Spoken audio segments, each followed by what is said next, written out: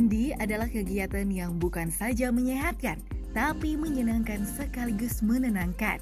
Bagi kita, kamar mandi bukan sekedar tempat ritual bersih-bersih tubuh dari kotoran, tapi banyak difungsikan sebagai tempat tongkrongan favorit, sambil bermain gawai atau membaca, bahkan hingga berjam-jam lamanya.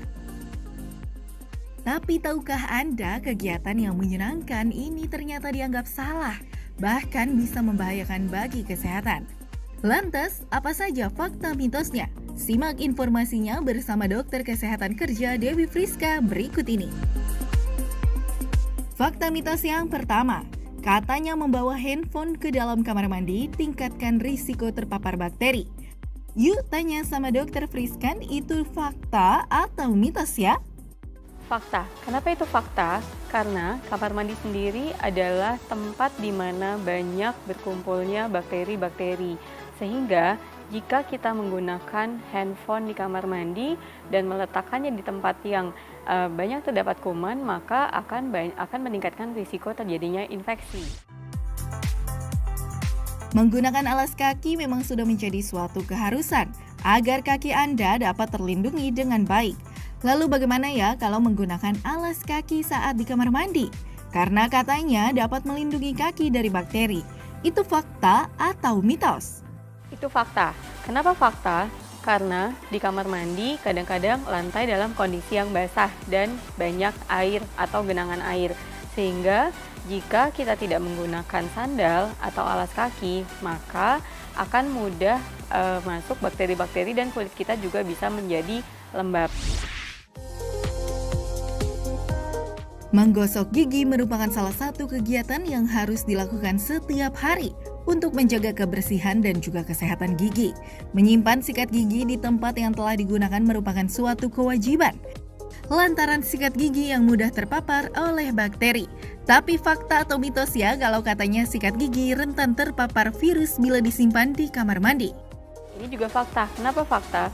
Sebenarnya kalau misalnya rentan terhadap virus itu jika digunakan sikat gigi secara bersamaan, maka akan mudah tertular misalnya infeksi-infeksi virus.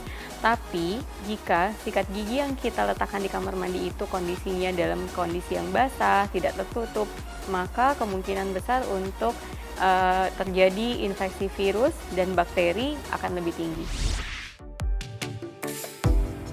Infeksi saluran kemih merupakan kondisi di mana organ yang termasuk ke dalam sistem kemih seperti ginjal, ureter, kandung kemih, dan uretra mengalami infeksi.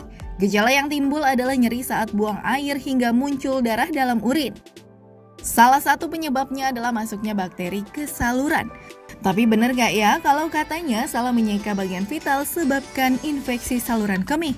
Itu fakta atau mitos? Ya, ini fakta. Kadang-kadang pada waktu kita sesudah buang air besar atau buang air kecil, kita sering lupa arah untuk menyeka alat vital kita.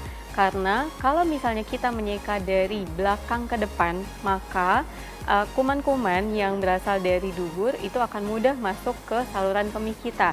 Sehingga yang betul adalah menyeka dari depan ke belakang.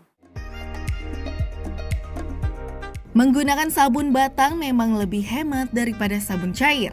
Tapi hati-hati ya, yang hemat belum tentu sehat loh. Karena katanya sabun batang memudahkan penyebaran kuman. Benarkah? Fakta atau mitos? Ini sebenarnya mitos. Pada beberapa penelitian, ternyata sabun cair dan sabun batangan itu memiliki risiko yang sama besarnya untuk terjadinya kontaminasi dari bakteri atau virus. Kenapa? Jadi sebenarnya pada sabun batangan terdapat zat yang memang dia bisa membunuh atau membersihkan kuman-kuman dari kulit kita lebih baik. Sehingga akhirnya tidak akan meningkatkan risiko untuk terjadinya infeksi kulit. Nah, tapi yang perlu diperhatikan adalah pada waktu kita menggunakan sabun batangan, sebaiknya kita tidak menggunakan secara bergantian atau bersama-sama. Dan setelah digunakan, pastikan bahwa sabun batangan ditutup dalam wadah yang kering dan tertutup. Fakta mitos selanjutnya, katanya berbagi handuk tingkatkan risiko penyakit kulit. Itu fakta atau mitos? Ini fakta, karena kalau berbagi handuk dengan orang lain, kita tidak tahu apakah orang tersebut memiliki masalah dalam kulitnya. Ada beberapa penyakit kulit yang bisa menular melewati pemakaian bersama dari handuk. Mencuci tangan bukan hanya sekedar cuci, gosok, bilas saja ya. Dikarenakan kegiatan yang sering dianggap sepele ini justru menjadi salah satu cara sederhana untuk menjaga kesehatan. Tapi benar nggak ya kalau katanya tidak mencuci tangan setelah dari kamar mandi rentan terkena hepatitis A? Jika tidak ditangani dengan tepat, penyakit ini bisa menjadi penyakit yang serius. Tapi itu fakta atau mitos ya? Ini fakta. Mencuci tangan merupakan salah satu cara untuk melindungi kita dari berbagai macam penyakit. Salah satunya adalah hepatitis A. Sebenarnya selain hepatitis A, banyak penyakit-penyakit lain yang bisa kita cegah. Antara lain misalnya penyakit saluran pencernaan, sehingga sangat penting mencuci tangan saat kita selesai dari kamar mandi. Toilet duduk saat ini memang sudah banyak digunakan, baik di kantor ataupun di rumah, dikarenakan lebih praktis dan juga lebih mudah dijaga kebersihannya. Tapi benar nggak ya kalau menutup toilet saat menyiram dapat melindungi tubuh dari penyakit? Itu fakta atau mitos ya? Yuk tanya lagi sama Dr. Friska. Ini fakta. Kenapa fakta? Pada saat kita menyiram toilet, akan ada percikan-percikan air yang sebenarnya akan keluar, dan jika tidak ditutup maka percikan air itu akan ada di udara, dan kita tahu bahwa kamar mandi atau toilet merupakan sarang dari kuman, sehingga akhirnya kemungkinan besar untuk terjadinya masalah kesehatan atau infeksi akan lebih besar. Nah, ada lagi nih, kalau katanya membiarkan kamar mandi dalam keadaan basah atau tergenang air tingkatkan risiko terpapar bakteri. Benarkah itu fakta atau mitos? Ini fakta.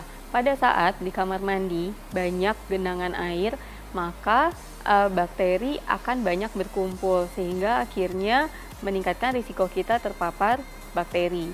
Tapi harus hati-hati juga, bukan berarti kalau kamar mandinya hanya dalam keadaan basah tidak akan memiliki risiko apa-apa.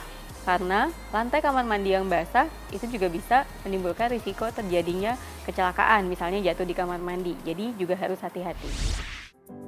Pemirsa, bagaimana, sudah puas dengan penjelasan dari Dr. Friska? Yuk simak tips berikut ini supaya Anda tidak terlalu lama di dalam kamar mandi. Jadi apa hal-hal penting yang harus kita perhatikan di kamar mandi?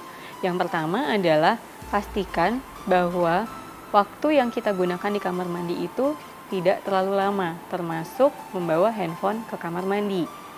Yang kedua, untuk mencegah infeksi saluran kemih, pastikan kita menyeka alat vital kita posisinya dari depan ke belakang. Yang ketiga, penggunaan barang-barang pribadi seperti sikat gigi, handuk sebaiknya tidak digunakan secara bersama-sama karena itu akan meningkatkan risiko terjadinya masalah kesehatan. Dan yang terakhir, dan ini yang paling penting, jangan lupa cuci tangan Anda setelah melakukan semua aktivitas Anda di kamar mandi dengan sabun dan air mengalir.